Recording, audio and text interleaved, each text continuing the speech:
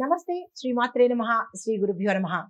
June నెల 24 2025 మంగళవారం నాటి పంచాంగం ప్రకారము శ్రీ విశ్వావసునామ సంవత్సరం ఉత్తరాయణం గ్రీష్మ ఋతువు జ్యేష్ఠ మాసం కృష్ణపక్షం. ఈ రోజు సూర్యోదయ సమయము తెల్లవారి 5 గంటల 47 నిమిషాలకు, సూర్యాస్తమ సమయం సాయంత్రం 6 గంటల 49 నిమిషాలకు.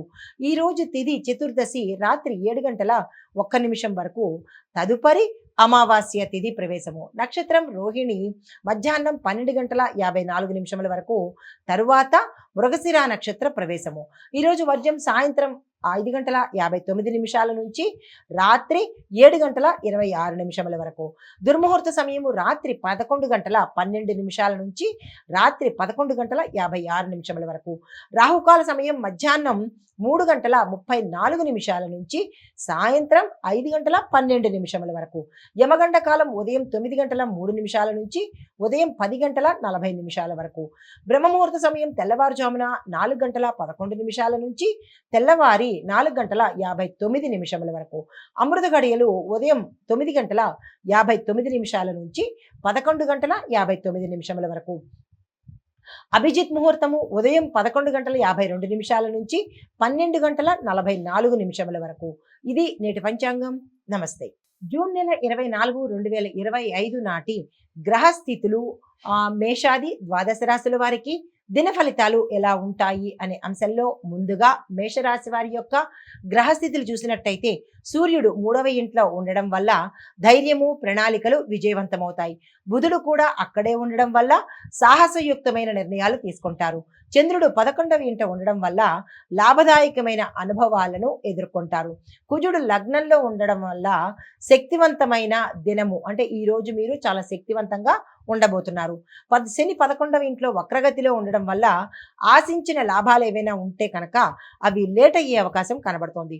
రాహు 12వ ఇంట్లో ఉండడం వల్ల అనవసరమైన ఖర్చులను ఈ రోజు మీరు పొందబోతున్నారు. కేతు 6వ ఇంట్లో ఉండడం వల్ల వ్యాధులు, శత్రువుల మీద జయము. ఇవి రాసులు మీకు ఇచ్చే ఫలితాలు. ఇంకా మామూలు ఫలితాలు, దిన ఫలితాలు ఎలా ఉన్నాయంటే కనుక ఈరోజు మీకు ఆత్మవిశ్వాసం పెరుగుతుంది. మీ నిర్ణయాలు ధైర్యవంతంగా ఉండబోతున్నాయి. ఉద్యోగస్తులకు ప్రోత్సాహకరమైన శుభవార్తలు వింటారు. వ్యాపారాలలో విశేషమైన లాభాలు గోచరిస్తున్నాయి. కుటుంబ సభ్యులతో సామరస్యం పెరిగే అవకాశం కనబడుతోంది. చిన్నపాటి మానసిక ఒత్తిడిలు ధైర్యంగా ఎదుర్కోగలుగుతారు. మోకాలు వాపు వంటివి అనారోగ్య సమస్యలు తల ఎత్తే అవకాశం కనబడుతోంది. మీకు చెప్పదగిన పరిహారము ఓం అంగారకాయ నమః అనే మంత్రాన్ని వీలైనన్ని సార్లు జపించుకోండి. ఎరుపు వస్త్రాలను ఈ రోజు ధరిస్తే కనుక కొంత సానుకూలమైన ఫలితాలు పొందుతారు. తదుపరి రాశి వృషభ రాశి. ఈ రాశి వారి యొక్క గ్రహస్థితులు సూర్యుడు 2వ స్థానంలో ఉండడం వల్ల వాణిజ్యంలో లాభాలు వచ్చే అవకాశము, బుధుడు కూడా అక్కడే ఉండడం వల్ల కుటుంబ సంబంధాలు బలపడే అవకాశము కనబడుతోంది. చంద్రుడు 10వ స్థానంలో ఉండడం వల్ల కృషికి తగిన ఫలితాన్ని మీరు ఈ రోజు పొందబోతున్నారు. కుజుడు 12వ ఇంట ఉండడం వల్ల శక్తి తగ్గే అవకాశం కూడా కొంచెం కనబడుతోంది. శని 10వ ఇంట ఉండడం వల్ల ఉద్యోగస్తులకు అస్థిరత అనేది ఏర్పడే అవకాశం కనబడుతోంది. రాహు 11వ ఇంట ఉండడం వల్ల ఆశించిన లాభాలు పొందుతారు. కేతు 5వ ఇంట్లో ఉండడం వల్ల సంతాన సమస్యలు కనబడుతున్నాయి. అయితే ఈ రోజు మీకు ఫలితాలు సంపాదన యోగం బాగా కనిపిస్తుంది. వాణిజ్య వ్యాపారాల్లో ఉన్న వారికి కొత్త ఒప్పందాలు కలిసి వచ్చే అవకాశం ఉంది. ఉద్యోగస్తులకు పదోన్నతులకు సూచనలు కనబడుతున్నాయి. పిల్లల విషయాల్లో మితంగా స్పందించే ప్రయత్నం చేసుకోండి.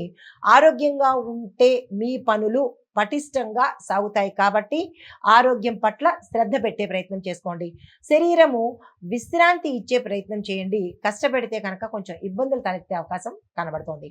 మీకు చెప్పదగిన పరిహారము శ్రీ సూక్తాన్ని పఠించే ప్రయత్నం తప్పనిసరిగా చేసుకోండి. వినాయకుడి ఆలయ దర్శనం కానీ వినాయకుడి పూజ కానీ చేసినట్టయితే సానుకూలమైన ఫలితాలు పొందుతారు. నమస్తే. తదుపరి రాశి మిథున రాశి. ఈ రాశి వారి యొక్క గ్రహస్థితులు సూర్యుడు లగ్నంలో ఉండడం వల్ల ఉత్తేజము, ఉత్సాహము కనబడుతోంది. బుధుడు కూడా లగ్నంలోనే ఉన్నాడు కాబట్టి నిర్ణయాలలో స్పష్టత ఏర్పడుతుంది. మీరు ఏ నిర్ణయాలు తీసుకున్నా క్లారిటీగా ఉంటుంది. చంద్రుడు 9వ స్థానంలో ఉండడం వల్ల ధార్మిక ప్రయాణాలు కలిగే యోగం కనబడుతోంది.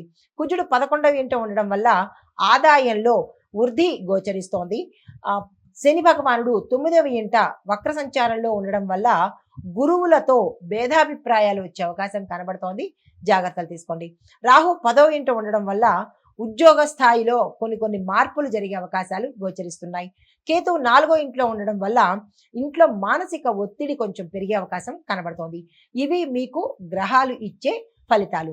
అవి ఎలా ఉండబోతున్నాయంటే కనుక విద్యార్థులకు ఈ రోజు అనుకూలమైన దినము. మీరు ఏ ప్రయత్నం చేసుకున్నా సక్సెస్ సాధిస్తారు. వ్యాపారస్తులకు ప్రాజెక్టులు అమలులో మాత్రము కొంత జాప్యం జరిగే అవకాశం కనబడుతోంది. ఉద్యోగస్తులకు కీలకమైన నిర్ణయాలు తీసుకోవాలి అంటే కనుక కొంచెం జాగ్రత్తలు పాటించి అనుభవజ్ఞుల సలహా తీసుకుని నిర్ణయాలు తీసుకోండి. ఇంట్లో పెద్దల ఆరోగ్యం మీద శ్రద్ధ పెట్టవలసిన సమయము. మనోధైర్యంతో కనుక ముందుకు వెళ్తే ఏ రంగంలో ఉన్న వాళ్ళైనా గెలుపు మీదే అయ్యే అవకాశం కనబడుతోంది. అయితే మీకు చెప్పదగిన పరిహారాలు ఓం బుధాయ నమః అనే మంత్రాన్ని సాధ్యమైనన్ని సార్లు చదువుకునే ప్రయత్నం చేసుకోండి. ఆకుపచ్చ బట్టలను ఈ రోజు ధరిస్తే కనుక శుభం జరిగే అవకాశం కనబడుతోంది. అయితే గణపతిని పూజించండి. విద్యార్థులకు మీ శక్తి కొద్దీ ఏదైనా దానం ఇచ్చినట్టయితే, పుస్తకాలు కాదు, పెన్నులు కాదు, ఇలా మీ శక్తి కొద్దీ ఏదైనా దానం ఇచ్చేటట్టయితే కనుక సానుకూలమైన ఫలితాలు పొందుతారు. తదుపరి రాశి కర్కాటక రాశి. ఈ రాశి వారి యొక్క గ్రహస్థితులు సూర్యుడు 12వ ఇంట ఉండడం వల్ల ఖర్చులు, మానసిక అలసట, బుధుడు కూడా అక్కడే ఉండడం వల్ల నిదానంగా మాట్లాడడం అవసరము. చంద్రుడు 8వ ఇంట ఉండడం వల్ల రహస్య విషయాలు బయటపడే సూచన కనబడుతోంది, జాగ్రత్తలు. కుజుడు 10వ ఇంట ఉండడం వల్ల పదవులు మారే అవకాశం కనబడుతోంది. ఉద్యోగస్తులైనా, రాజకీయ నాయకులైనా, ఎవరైనా సరే మీ యొక్క కేడరు చేంజ్ అయ్యే అవకాశం కనబడుతోంది. శని 8వ ఇంట వక్రస్థితిలో ఉండడం వల్ల ఆరోగ్యాన్ని నిర్లక్ష్యం చేయొద్దు. రాహు 9వ ఇంట ఉండడం వల్ల మీకు ధార్మిక చింతన, దాన గుణము ఈరోజు వచ్చే అవకాశం కనబడుతోంది. కేతు 3వ ఇంట్లో ఉండడం వల్ల ధైర్యంగా ఏ పనికైనా ముందుకు పెడతారు. ఇవి మీకు గ్రహాలు ఇచ్చే ఫలితాలు. ఈ రోజు మీకు ఫలితాలు ఎలా ఉండబోతున్నాయి అంటే కనుక ఈరోజు దూర ప్రయాణాలు అనివార్యము, అంటే దూర ప్రయాణాలు తప్పనిసరి అయ్యే అవకాశం ఉంది. ఖర్చులు కూడా ఎక్కువ అయ్యే అవకాశం ఉంది. కొత్త వ్యాపార ఆలోచనలు ముందుకు చేసినట్టయితే, అంటే ముందుకు ఆ ఆలోచనలతో ముందుకెళ్ళినట్టయితే సక్సెస్ సాధిస్తారు. ఆరోగ్యపరంగా చూసుకున్నట్టయితే మోషన్స్కి సంబంధించి అతిసార విరోచనకు సంబంధించినటువంటి సమస్యలు ఎదుర్కొనే అవకాశం కనబడుతోంది. శరీరంలో అలసట ఎక్కువగా ఉంటుంది. మౌనము వహించడమే ఈ రోజు మీరు చేయదగిన పని అనమాట. అయితే మీకు చెప్పదగిన పరిహారము ఓం చంద్రాయ నమః అనే మంత్రాన్ని వీలైనన్ని సార్లు చదువుకునే ప్రయత్నం చేసుకోండి. దీంతో పాటు సాయంత్రము చంద్రుడికి జలార్పణ చేయండి. అంటే చంద్రుడిని చూస్తూ నీళ్లు తీసుకుని తులసమ్మలో వదిలిపెట్టే ప్రయత్నం చేసుకోండి. నమస్తే.